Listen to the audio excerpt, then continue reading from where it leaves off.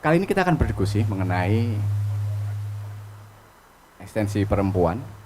Jadi bagaimana sebenarnya eh, cara pandang perempuan itu terhadap pendidikan di Batam. Persoalan apa sebenarnya yang melatar belakangi? Saya ke Mbak Erna dulu.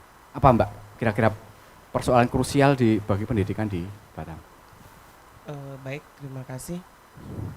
Nah, terkait dengan eh, di bidang pendidikan ya, Ya, khusus untuk eh, Kota Batam, ini yang perlu kita juga menjadi ide yang harus muncul saat ini, ya, bahwa kembali lagi dulu di zaman kami sekolah itu ada namanya pendidikan moral Pancasila. Nah, kita berharap ini kembali pendidikan moral Pancasila ini masuk di dalam kurikulum pendidikan. Ini sangat penting karena eh, di sana diajarkan tentang prinsip komitmen, dan yang muaranya tujuannya adalah bagaimana kita mempertahankan ideologi, dan tentunya adalah mempertahankan keutuhan NKRI. Nah, sistem yang sekarang ini ada baik di dunia pendidikan juga adalah udah masuk ke dunia digital. Sehingga kenapa ini menjadi penting, supaya bisa memanfaatkan saat ini yang kita sudah di dalam dunia digital ini nih, bisa benar-benar dimanfaatkan dengan sebaik-baiknya. Jadi banyak kekurangan di sana sini, tentunya ini yang perlu kita diskusi bersama, bahwa ya kelemahan itu bukan hanya yang soal bagaimana di dalam kurikulum pendidikan, tetapi juga pendukung-pendukungnya, termasuk ya kenapa kalau di sekolah-sekolah sekarang banyak sekali keluhan, kenapa harus orang tua membeli baju seragam di sekolah itu, kenapa enggak bisa leluasa harus misalkan mendapatkan itu dengan kemampuan mereka, di mana yang mereka bisa atau menjangkau keuangan mereka. Nah, ini yang juga saya pikir bagian daripada dunia pendidikan, karena hubungannya bukan hanya dari soal kurikulum, tetapi juga soal seragam untuk siswa sekolah ini. Saya pikir itu yang juga menjadi perlu perhatian dari kita semua. Mas. Ya, kalau setiap tahun tentu seperti di Batam mungkin, ya, itu kekurangan lokal itu selalu menjadi persoalan gitu. Kira-kira apa yang bisa solusi yang bisa di Mbak Erna tawarkan untuk itu sistem? Ya, ini saya pikir kan kita harus lebih komunikasi aktif, tidak pada saat di penghujung Ya, mau masuk di sekolah aja. sekolah, mulai menerima siswa baru. Ini kadang-kadang kan kita harus melihat dari sekolah SD, SMP menuju SMO itu kan kita sudah tahu nih bakal kelulusan dari SMP sekian, dari SD menuju SMP itu sekian. Nah, ini penting juga ada berhubungan terhubung dengan pengawasan. Nah, ini menjadi penting karena ketika ini tidak dalam pengawasan, maka inilah yang seperti masalah permasalahan kurangnya Jumlah sekolah lokalnya gitu. Jadi ini memang perlu diperhatikan karena berbeda ini, Mas. Kalau SD SMP urusannya dengan kota. kota. Kalau yang SMO itu tingkat provinsi. provinsi.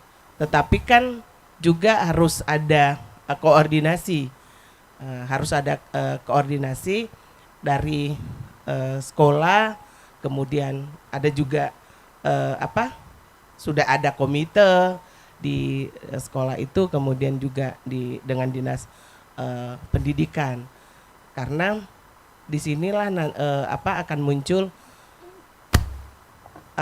untuk penganggaran itu untuk mencapai apa yang kita butuhkan itu kan tentunya dibahas di dalam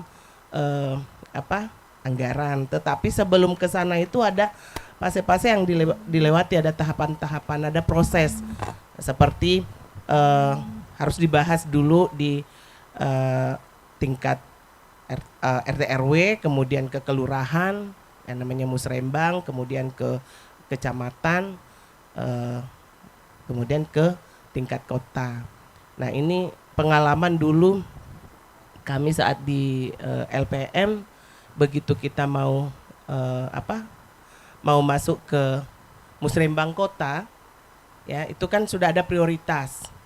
Nah, saya pikir ini kan pendidikan ini sangat penting. Jangan sampai banyak yang kita hadapi masalah terkait dengan kurangnya lokal tadi. Satu sisi adalah sangat dirugikan ketika siswa yang berada di wilayah sekolah itu tapi kemudian karena kurang lokal maka dia harus pindah jauh dari wilayah itu. Nah, maka dibutuhkan koordinasi yang lebih intens terhadap anggota-anggota DPRD kita kalau khususnya di Kota Batam, dan banyak peluang di sana karena ada juga menjaring aspirasi dari anggota dewan itu sendiri. Nah, di sana ada pendidikan, ada kesehatan, udah terbagi dari 4 komisi, tentunya khusus yang berhubungan dengan pendidikan ini kan ada di komisi 4. Nah, ini yang masyarakat juga harus tahu bahwa ada komisi 4 yang menaungi itu, sehingga aspirasi-aspirasi tidak hanya dari dalam sekolah itu sendiri dengan dinas pendidikan, tetapi kita juga masyarakat di luar harus lebih intens juga dan ikut andil dalam hal menuntaskan persoalan-persoalan yang muncul, karena ini tujuannya adalah untuk generasi penerus. Saya pikir itu, Mas. Baik, terima kasih. Terus Tita, ada tanggapan mengenai persoalan pendidikan sebenarnya yang di Batam? Melengkapi aja sebenarnya Mas Agus. Kalau kita lihat tadi selain RBK kalau ruang belajar ya yang susah, ini zonasi kita kan juga bermasalah gitu. Ketersediaan sekolah per zonasi ini kadang-kadang tidak disesuaikan dengan tingkat usia anak di daerah itu sendiri. Itu pertama. Kalau kemudian yang kedua, bagaimana match and link antara lulusan-lulusan kita dengan dunia kerja. Masih banyak banget. Ini kebetulan saya di alumni juga, kita melakukan tracer gitu ke pengguna gitu, ke user ya, ke perusahaan-perusahaan. Bagaimana sih kualitas alumni dari alma mater saya. Dan itu kan masih ada review gitu bahwa ada beberapa hal yang sebenarnya perlu di-adjust gitu dari sistem pendidikan kita, bahwa ada beberapa sebenarnya kurikulum yang sebenarnya sudah tidak match lagi dengan dunia kerja, dan itu kan perlu terus digarap gitu.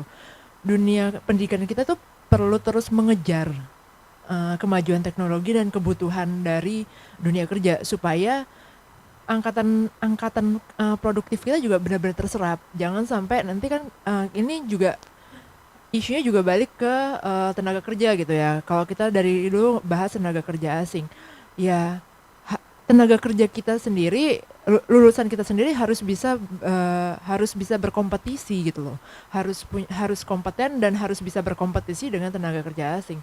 Karena kalau sekarang kita baru ngomongin TKA, bentar lagi kita ngomonginnya harus harus ini lagi dengan AI gitu kan. Yang katanya nih dosen aja udah mulai ada dosen artificial gitu. Artinya kita sebagai pribadi harus terus mengupgrade diri, dan ini kan perlu dorongan juga dari pemerintah. Bagaimana sih supaya pemuda-pemuda kita ini bisa bersaing di dunia kerja gitu, supaya bisa terserap dengan maksimal. Itu PR banget yang kayaknya bukan baru sekarang saya ngomong. Pendahulu saya juga sebenarnya sudah membahas ini, dan sampai sekarang pun juga masih belum ada match and link gitu loh antara Mentoknya pendidikan gimana dan kerja. Kalau kita ngomongin lagi ini iya gitu. Dan ini kan karena kalau Makanya ini ngomong dibongkar dulu idenya untuk menjadi dewan. karena kalau kita ngomong gini, sebenarnya pemerintah daerah juga sudah mulai mendorong dengan ada banyaknya SMK ya, vokasi gitu. Jadi adik-adik kita yang memang mungkin ada keterbatasan biaya diarahkan untuk ke vokasi, alih-alih ke SMA gitu kan. Nah, apakah kualitas lulusan vokasi ini memang sudah bisa masuk ke ini? Nah, pemerintah sendiri kan sekarang membentuk prakerja tuh. Ya. Nah, tapi kalau bisa dilihat prakerja itu sistemnya apakah sudah efektif? Baik, memang sudah, tapi masih bisa lebih ditingkatkan lagi. Makanya kalau di PSI sendiri kita punya program yang namanya Prakerja 2.0 gitu. Bagaimana kita mendengar dari tingkat pusat sampai ke tingkat daerah. Jadi kan karena tiap daerah itu kan kebutuhannya beda-beda gitu kan, Mas. Gimana kita mendengar pelaku kerja, pelaku industri itu dari tingkat pusat sampai ke tingkat daerah, kebutuhannya seperti apa. Dan itulah kemudian dirumuskan gitu. Kebutuhannya berarti ketika kebutuhan di satu daerah ini seperti A, B, C, maka itu dirumuskan. Untuk daerah ini terbatas daerah Kepri misalkan, yang dibutuhkan yang banyak apa, maka prakerjanya dipersonifikasi gitu, Mas. Jadi spesial gitu, didorong ke arah itu, sehingga kita juga bisa menyerap adik-adik kita yang dari lokal ini, nggak perlu hire dari pulau lain gitu kan, banyak kan masih dari Jawa nih gitu, nggak perlu kita hire jauh-jauh gitu, adik-adik kita yang di sini pun bisa terserap dengan maksimal gitu di dunia kerja gitu sih, Mas. Ya. Ke Bu Noviarti, sependapat nggak Bu kira-kira persoalan soal dunia pendidikan di Kepri khususnya di Batam sekarang? Dengan Bu Erna dan Mbak Tita itu nyata, Mas Agus ya. Jadi bukan sebuah polemik yang diangan-angan, bicara yang diangan-angan lagi. Memang kita hadapi bersama dan perlu pemecahan yang khusus mengenai masalah itu. Masa gitu doang nggak bisa sih Kepri, ya kan? Memecahkan masalah sekolah aja masa nggak bisa? Apa sih kecil kok, maksudnya lahan ada, apalagi saat ini kan BP Batam dengan pemerintah kota itu mempunyai personal yang sama kan, pimpinannya. Harusnya lebih memudahkan untuk hal-hal tersebut. Mungkin kita perlu menelisiknya dulu, baru kita bisa membahas, letak kekurangannya di mana gitu. Karena kalau kita membahasnya secara ketidaktahuannya, salah juga kita kan. Jadi memang betul-betul harus dicari pemecahannya. Sebetulnya menurut saya sih harusnya tidak susah gitu. Karena satu orang memegang dua lembaga, harusnya bisa dipecahkan dengan mudah itu. Itu yang pertama. Yang kedua, dari sisi pendidikan, kita ini kan kawasan industri. Makanan itu, pangan itu tergantung pada daerah lain. Sekali saja kapal terlambat datang, harga cabai itu melonjaknya minta ampun. Begitu juga dengan bahan pokok yang lainnya. Karena memang kita tergantung dengan daerah lain, apakah dengan Jawa, apakah dengan Sumatera besar, ya kan? Di Kepulauan Riau sendiri bisa dihitung jari daerah mana yang bisa memproduksi pangannya sendiri. Paling telur ayam, ya kan? Nah, hal-hal lainnya itu kita sangat, contoh sayuran gitu kan. Kalau udah lebaran itu kita udah pasrah aja. Mengenai uang itu kan, kayaknya habis untuk belanja pangan pokok aja, nggak beli yang lain-lain. Karena bahan pangan itu meningkat dan kita menerima karena nggak ada pilihan. Nah, dari permasalahan inilah saya pernah ingin menyampaikannya sudah menulis surat secara resmi kepada BP Batam paling tidak terimalah saya untuk memungkakan apa yang ada dalam pikiran saya. Pede aja Mas. Tetapi sudah saya tulis walaupun dalam sebentuk selembar kertas gitu kan. Ya. Bahwa gini, perlu untuk mengatasi masalah tersebut kan, kita kan perlu punya kawasan yang memang betul-betul mengolah pangan di situ. Daerah kita luas kok, nggak sempit. Bagaimana Galang di situ kan? Galang baru kan masih bisa. Kita tidak melanggar peraturan kalau kita itu mengolah menjadi hutan produktif misalnya kan. Nah, kenapa tiba-tiba kita harus mengolahnya seperti itu? Tentu ada SDM yang mumpuni untuk mengolahnya. Nah, dari situlah kita buka pendidikan yang sifatnya itu mengelola pendidikan kepanganan yang bisa paling tidak memenuhi kebutuhan kita, memenuhi diri sendiri saja dulu. Untuk Batam yang nggak usah lah menunggu kiriman dari luar dulu gitu kan. Nah, jadi paling tidak jika kita sudah bisa memenuhi kebutuhan diri sendiri, barang-barang yang datang pun akan berpikir, harga jangan terlalu naik ya, nanti nggak laku, busuk malah, kan paling tidak begitu kan.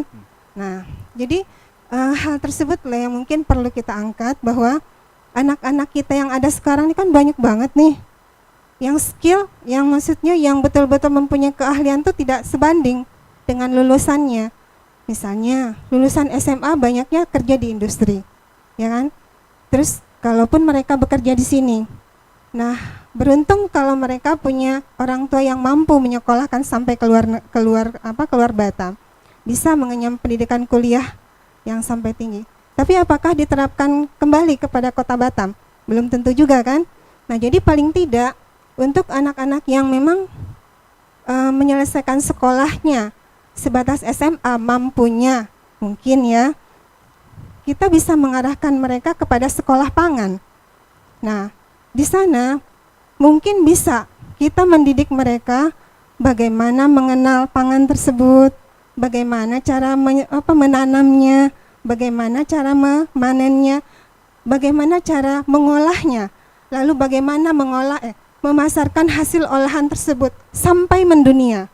Kita ini di depan posisinya, sangat di depan, sangat strategis. Hanya kita kekurangan orang-orang yang ingin bicara, karena memang kita, menurut saya sih tidak salah juga, karena belum banyak orang-orang yang berbicara seperti ini. Tetapi disitulah kita bisa muncul, paling tidak perempuan-perempuan yang sehari-harinya itu berhadapan dengan pangan, ya kan. Nah, dari pendidikan anak-anak, dari pendidikan kepanganan tersebutlah anak tersebut pada saat mereka sekolah paling tidak mempunyai kawasan yang luas untuk praktek mereka. Nah, dari praktek tersebutlah hasil bisa didapatkan. Paling tidak ya dalam satu periode ada hasil panen yang bisa dijual kepada masyarakat Batam. Syukur-syukur mereka bisa mengaplikasikan ilmunya sehingga menghasilkan pangan yang lebih produktif, yang lebih banyak. Nah, itu kan kita bisa memasok bahan juga kepada negara tetangga.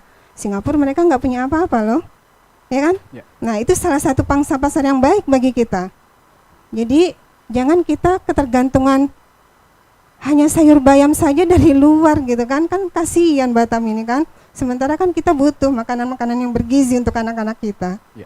Kalau gitu. Misalnya Ibu terpilih menjadi anggota Dewan, hal pertama apa yang akan dilakukan untuk pendidikan? Untuk yang hal ini atau untuk yang lain? Gimana? Untuk yang hal yang tadi bicarakan? Ya, untuk pendidikan. Oke. Untuk pendidikan, Mas Agus, kebetulan saya guru TK Islam Engku Putri, bergerak di bidang pendidikan. Ya. Anak-anaknya itu PAUD Pak, 1 sampai 6. Mereka itu yang butuhnya kenyamanan. Bagaimana anak-anak tersebut sekolah gembira, ya kan Pak? Nah, bagaimana mereka tuh bisa bermain dengan ceria. Kondisi Kota Batam ini kan ketika keluar rumah mentok tetangga, keluar jalan sedikit mentok jalan besar gitu kan. Jadi ada kekurangan ruang-ruang main, ruang-ruang yang bisa menjadi yang sifatnya itu edukatif bagi masyarakat setempat lah paling tidak. Nah kemudian seandainya bisa, ini kan kita berandai-andai ya, masyarakat bisa mengelola sendiri sarana tersebut. Bisa, kalau nggak salah memang ada anggaran untuk itu. Anggaran untuk apa? Untuk menyediakan alat-alat edukatif semacam itu. Itu poin sedikit dulu Pak. Baik, terima kasih. Ke Bu Suryani yang pernah jadi anggota Dewan. Persoalannya seperti apa sebenarnya Bu? Oke, Batam ya. Ya.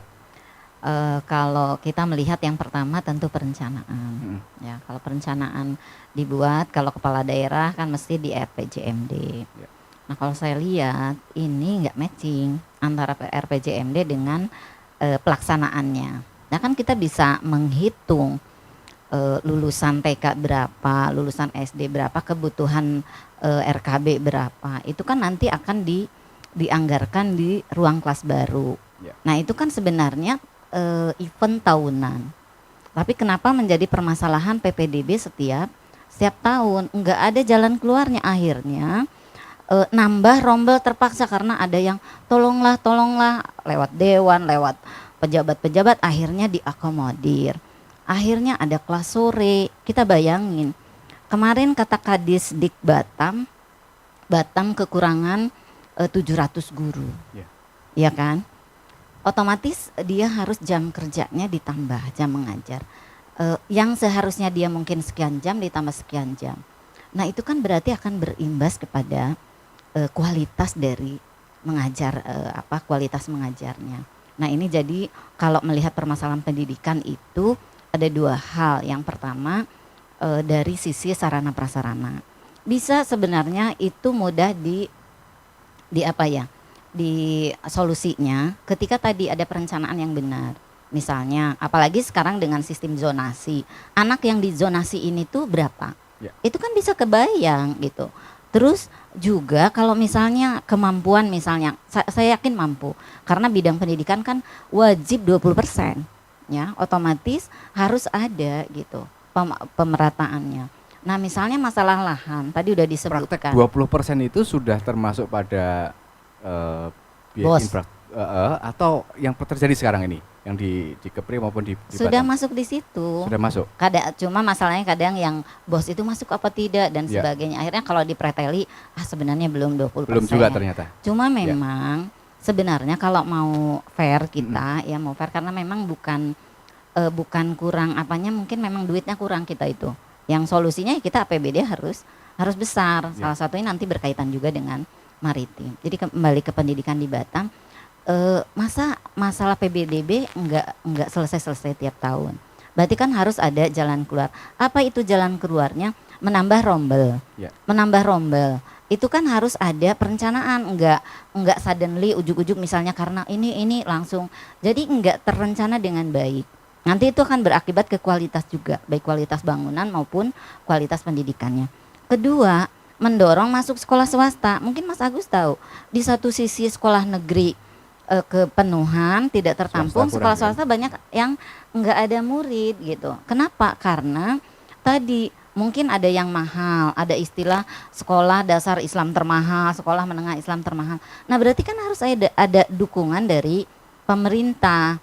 Nah saya kurang setuju dulu kalau hearing dengan Disdik atau lagi bahas anggaran tuh, ya harus mampu sekolah swasta. Salah sendiri bikin sekolah kan nggak begitu.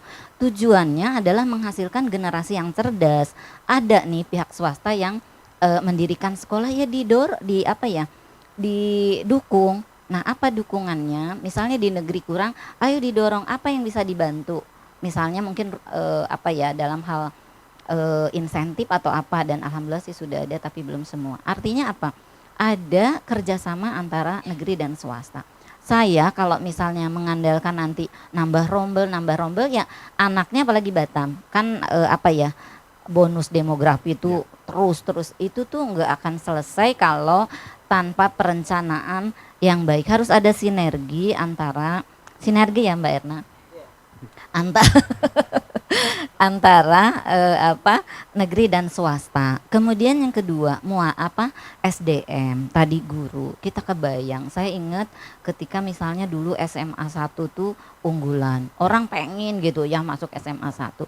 Saya sampai bilang Pak Kadis, jadikan semua sekolah unggulan. Sekolah unggulan tuh apa? Yang masuk kurang, keluarnya udah bagus. Itu kan namanya sekolah unggulan gitu. Tapi mungkin konsepnya berbeda. Katanya sekarang sudah nggak ada lagi sekolah unggulan karena udah zonasi kan. Nah itu berarti guru harus upgrading, terus kesejahteraannya dan sebagainya. Itu masalah yang kedua. Kemudian yang ketiga masalah muatan lokal. Kalau kurikulum kan sekarang kurikulum merdeka. Itu juga yang saya kritisi. Masa tiap menteri ganti, Mbak Erna maaf ya, tiap menteri ganti lagi gitu. Bagaimana, kebayang nggak sih guru udah nerapin ini, nanti orang tua yang bingung juga, baru anaknya ngerti ini, sekarang harus kurikulum merdeka. Kebayang guru harus ngajar sebegitu anak yang minatnya lain-lain, kebayang nggak? Yeah. Nah itu juga, itu oke lah, itu urusan atas nanti.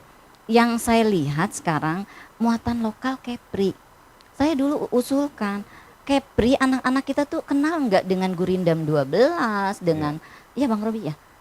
Nggak ada. Kalau dulu saya di Jawa tuh ada nulis Hono Coroko gitu ya, budaya lokalnya diinikan. Apalagi kita provinsi terdepan terluar yang berhadapan dengan banyaknya arus budaya asing dan sebagainya. Itu penting banget. Kemudian yang berikutnya melihat tentang dunia kerja, apalagi Batam kan dunianya dunia memang industri, mau tidak mau, apalagi sekarang kayaknya Galangan lagi jadi primadona kayaknya ya di Batam. Nah saya melihat informasi dari teman-teman di Galangan kekurangan tenaga welder, fitter gitu ya. Terus juga mungkin tadi ada, cuma mungkin penghargaan dari sisi upah dan sebagainya. Jadi ini memang perlu disiapkan, tadi betul kata teman-teman. Anak-anak kita ini dengan kurikulum merdeka itu udah ketahuan mau kemana. Berarti kan diarahkan. Kalau memang dia mau dunia kerja ya arahkan. Satu lagi yang saya lihat di Kepri ini, kalau memang mau maju maritim ya sekolahnya pun harus dikuatkan. Sekolah maritim. Nah saya tanya ini umrah Universitas Maritim. Yeah. Tapi kelautannya aja nggak dari awal ya kalau nggak salah. Fakultas kelautannya tuh saya dulu kritisi juga di DPRD provinsi, kok malah banyak yang didorongnya politik sosial. Gimana? Anak-anak yang dari luar pun jarang yang mau balik lagi ke mengabdi untuk di laut kita berjaya, di darat kita sengsara. Itu mungkin permasalahan-permasalahan yang menurut saya perlu diselesaikan, siapapun cakadanya, yang jelas bukan saya. Udah langsung membentengi rupanya. Ke Ibu Muklis dari Partai Umat, selaku partai baru, konsep pendidikan yang dibawa, terus persoalan-persoalan yang ada di pendidikan di Kepri atau di Batam, kira-kira apa yang bisa diangkat? Baik, kalau untuk dunia pendidikan saya setuju dengan apa yang disampaikan senior kami Bu Erna, begitu juga dengan Bunda Suryani, bahwa untuk pendidikan itu sekarang ini kayaknya minim sekali untuk pelajaran P4-nya. Jadi attitude untuk anak-anak ini pun juga sangat kurang. Dulu waktu mungkin zaman saya mungkin nggak beda jauh juga dengan Bu Erna, bukan dengan yang lainnya juga. Saat kita ketemu dengan bapak ibu, walaupun itu bukan orang tua kita langsung pun, gimana kita bersikap, gimana itu ada. Tapi kalau anak-anak zaman sekarang agak susah kita menemukan hal itu gitu. Satu, yang kedua adalah untuk perihal sekolah. Kalau untuk SMA saya rasa sih mungkin sudah banyak juga. Jadi perlu ditambah mungkin yang lebih ke kejuruan. Jadi kejuruan itu mungkin SMK, karena terkait dengan sekarang ini ngelihat dari begitu mengeluh-elukannya dengan sistem yang sekarang ini kayak teknologi yang sangat canggih. Jadi semakin ke depan itu kayaknya kalau untuk pendidikan yang anak-anak ini tidak punya keterampilan itu pasti akan tertinggal. Karena seiring perjalanan teknologi semakin canggih, maka tenaga manusia tidak akan dihargai di situ gitu. Jadi itu saya rasa juga perlu untuk dipertimbangkan juga nantinya. Kami salah satunya adalah bagaimana untuk menambah keterampilan dari anak-anak saat dia nanti keluar dari sekolah, dia tidak diterima di tempat kerja, dia udah ready untuk bekerja sendiri gitu. Karena kalau sekarang dengan teknologi yang canggih, kita tidak akan pernah bisa dihargai dari segi tenaga manusia juga semakin tertinggal. Bahkan lulusan SMA jangankan untuk lulusan SMA, untuk yang dia S1 saja pasti untuk gaji udah UMK aja gitu. Gimana dengan yang di bawah itu gitu. Nah, jadi bagaimana kita kepeduliannya untuk memberikan pendidikan terutama adalah yang bersifat keterampilan yang nantinya dia ibarat kasarannya nggak dipakai untuk orang lain pun dia masih bisa hidup dengan keterampilan dia, baik di bidang jasa boga maupun bengkel ataupun apapun lah itu. Jadi dia bisa hidup di situ gitu. Soalnya kalau yang semua berbasis teknologi, saya rasa semua lini kerjaan pun akan tergerus. Kita kuliah pun kayaknya useless gitu loh. Kuliah ya ada gunanya, tapi untuk hal-hal yang tertentu aja. Untuk yang kira-kira yang standar pasti akan ditinggalkan. Itu saja sih. Jadi kami sih berharap siapapun nanti yang dari keterwakilan perempuan pedulinya untuk dunia pendidikan, generasi penerus kita jauh lebih ditingkatkan lagi. Dan terutama untuk guru juga perlu diperhatikan. Jadi ada semangat dia untuk mengajar, menjadikan anak-anak kita jauh lebih berprestasi, lebih berguna nantinya di masyarakat gitu. Baik. Terima kasih. Ya, ke Bang Robi kira-kira dari ide-ide para Srikandi kita tadi. Kira-kira. Iya, jadi memang Batam ini memang luar biasa ya. Yeah. Karena jumlah penduduknya nambah terus. Mm. Di Tanjung Pinang malah pemerintahnya nutup sekolah negeri. Yeah. Karena nggak ada murid. Migrasi ke timur, jadi sekolah di Tanjung Pinang kota itu tutup. Yeah. Karena kurang siswa dan gurunya dipindahkan. Jadi memang kalau pendidikan itu sudah diingatkan oleh Al-Quran, oleh Allah Subhanahu wa Ta'ala, supaya kalau kalian berpendidikan akan diangkat derajatnya beberapa derajat. Jadi kalau saya jadi dewan misalnya, dan mbak-mbak dan Bu Srikandi kita harus memikirkan 20% itu, saya kira harus lebih. Kemudian banyak anak yang tidak mampu, yang itu harus dia pintar, tidak ada duit, tidak sekolah, padahal dia pintar. Maka ini yang harus diselesaikan. Berikan beasiswa sebanyak-banyaknya. Standarnya berapa persen? Apa? Kalau 20% nggak cukup, harusnya berapa persen bisa? 30. 30. Karena saya pernah nulis, 27% anak Kepri yang kuliah. Artinya 70% itu nggak kuliah. Itu data BPS. Jadi angka partisipasi mahasiswa ya. Kalau kita lihat angka IPK-nya, kalau untuk di tingkat SMA mungkin tinggi. Tapi kalau tingkat kuliahnya sangat rendah. Hanya berapa puluh persen. Nah, ini menjadi tantangan pemerintah supaya alokasi dana APBD itu ditambah untuk beasiswa. Tapi Pemko Batam itu memberikan beasiswa untuk anak-anak yang tidak mampu, yang pintar. Tapi jumlahnya masih terbatas sampai selesai. Tapi di kampus-kampus top ya di Indonesia. Nah, ini menarik, tapi jumlahnya harus ditambah ke depan supaya mereka yang tidak mampu bisa menikmati bangku kuliah dan kampus hebat. Pemerintah pusat ada program LPDP. Kita bisa kuliah di Amerika, di Inggris dengan LPDP. Tetapi kan saingannya lumayan berat. Maka di sini peran pemerintah daerah untuk membantu bagi yang tidak dapat LPDP disediakan dana APBD. Nah, ketika pendidikannya di Kepri sudah bagus, maka kualitas sumber daya manusianya akan bagus dan income-nya akan bagus. Karena kerja dengan S2, S3, S1, maka gajinya tentu akan tinggi dibandingkan dia lulus SMA atau SMK. Maka kita titiplah sebagai masyarakat kepada calon-calon itu, caleg yang berkompetisi 2024 untuk mefokuskan APBD-nya untuk memperhatikan sumber daya manusia. Kita tidak perlu membangun jembatan Batam Bintan kalau anaknya tidak sekolah gitu. Untuk apa? Siapa yang mau lewat jembatan Batam Bintan? Kalau anak-anak Kepri tidak bisa beli mobil.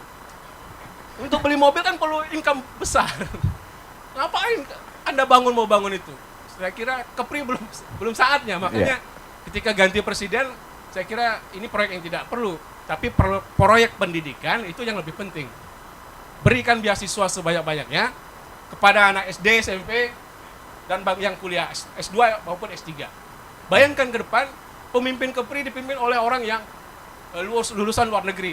Tentu program pembangunan lebih cepat ya. Tapi kalau kepala dinasnya, kemudian kabitnya, lulusan biasa-biasa saja, tentu dia akan monoton, tidak berkembang rencana pembangunan. Maka SDM yang hebat akan melahirkan pembangunan yang hebat. Perencanaannya akan matang, tidak ada lagi kekurangan kelas baru, tidak ada lagi sekolah yang tutup. Karena anak saya sekolahnya di swasta semua. Luar negeri. Di Tanjung Pinang. Mungkin saya kurang yakin di negeri seperti itu ya. Maka pemerintah harus meyakinkan orang tua itu bahwa sekolah swasta lebih baik daripada sekolah negeri. Tapi kan cuma biayanya agak mahal. Kalau negeri kan gratis. Nah, ini menjadi paradigma pemikiran orang tua untuk sekolahnya tetap negeri. Maka swasta akan kurang siswa. Bahkan ada sekolah swasta yang tutup karena sekolah anak siswanya kebanyakan negeri. Tapi karena itu tadi biasa sekolahnya gratis. Nah, ini harus disiapkan oleh pemerintah. Jangan ada lagi setiap tahun anggota DPRD-nya di WA, di telepon. Bahkan satu orang bisa nitip sampai banyak ya. Yeah. Ada grup WA-nya malah untuk nitip masuk sekolah. Kan aneh gitu. Karena mereka tidak yakin dengan sekolah swasta. Karena kita harusnya mereka yakin swasta lebih baik. Walaupun bayarnya di atas 1 juta. Kalau Bu Suryani mungkin sekolah anaknya di swasta. Iya. Bu Erna mungkin ya. Tapi kan lebih banyak yang berharap ke negeri. Nah, persoalannya di kurikulum Merdeka 2024 akan diterapkan di seluruh Indonesia. Kalau sekarang kan kita masih berjalan 2 kurikulum. Kurikulum 13 sama kurikulum Merdeka. Merdeka, ya. Ketika 2014-2024 diterapkan seluruh Indonesia kurikulum Merdeka, maka tantangannya adalah sekolah-sekolah yang tidak punya fasilitas internet, guru-gurunya belum sertifikasi guru, kemudian infrastrukturnya masih babak belur. Seluruh Indonesia 60% sekolahnya rusak. Ada rusak ringan, rusak berat. Hanya 40% yang bagus. Maka ini kan sampai sekepri saya kira. Dulu tuh 2016 kita pernah menulis ada sekolah di Tambelan gubuk. Akhirnya karena masuk koran diperbaiki sama pemerintah. Kan nggak ada gurunya, nggak ada, sekolahnya gubuk, anak-anaknya nggak sekolah. Ini kelas 1 itu udah tua-tua gitu. Karena disparitas pendidikan kita sangat jauh gitu. Bayangkan ya, dulu Tanjung Pinang itu sekolah top ya. Anak Batam itu sekolahnya Tanjung Pinang. Banyak kawan saya sekolah Tanjung Pinang. Yeah. Sekarang terbalik. 10 lulusan nilai terbaik, 9-nya dari SMA di Batam. 1 aja Tanjung Pinang. Kan terjadi perputaran kualitas sekolah dan kualitas guru. Maka ini menjadi PR di seluruh Kepulauan Riau. Bagaimana kualitas bangunan sekolah, kualitas guru, kurikulum muatan lokal harus seimbang. Nah, tugas pemerintah adalah meratakan kualitas pendidikan kita. Bagi yang di pulau nggak bisa seperti yang di Batam. Internet nggak ada. Yeah. Kalau kurikulum Merdeka kan 70% bebaskan ke guru. Kalau dulu terbalik, siswanya lebih banyak mendengarkan ceramah guru, kalau sekarang tidak. Siswanya lebih kreatif, inovatif, dan berkreasi. Tetapi kalau fasilitasnya nggak ada, susah untuk melaksanakan kurikulum Merdeka.